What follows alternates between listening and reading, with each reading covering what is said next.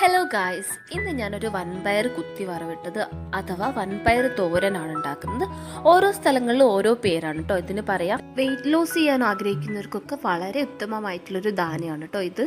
നമ്മളൊരു 100 ഗ്രാം വൻപയർ എടുക്കുകയാണെങ്കിൽ അതിൽ തന്നെ ഒരു 24 ഗ്രാമും പ്രോട്ടീനാണ് അടങ്ങിയിട്ടുള്ളത്.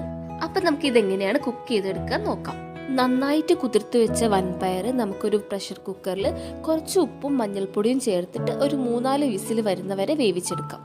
ശേഷം നമുക്കൊരു പാത്രത്തിൽ കുറച്ച് വെളിച്ചെണ്ണ ചൂടാക്കിയിട്ട് അതിലോട്ട് വറ്റൽമുളകും പിന്നെ ചതച്ച് വെച്ച് ചെറിയുള്ളി, വെളുത്തുള്ളി, ഇഞ്ചി പേസ്റ്റ് ചേർത്തിട്ട് നന്നായിട്ട് വേവിച്ചെടുക്കാം. ശേഷം അതിലോട്ട് ഉപ്പ്, മുളക് പൊടി, മഞ്ഞൾപ്പൊടി, ഗരം മസാല പിന്നെ കുറച്ച് വെളിച്ചെണ്ണയും കൂടി ചേർത്തിട്ട് നന്നായിട്ട് മൂപ്പിച്ചെടുക്കാം. മസാലയുടെ പച്ചമണക്കം മാറിക്കഴിഞ്ഞാൽ അതിലോട്ട് നമുക്ക് നന്നായിട്ട് വേവിച്ച് വെച്ച വൻപയർ ചേർത്തിട്ട് അടച്ചു വെച്ച് വേവിക്കാം. അപ്പം അത്രയേ ഉള്ളൂ. വളരെ രുചികരവും അതുപോലെ തന്നെ പോഷക ഗുണവുമുള്ള വൻപയർ തോരൻ റെഡി. വീഡിയോ ഇഷ്ടപ്പെട്ടാൽ ലൈക്ക് ചെയ്യണേ.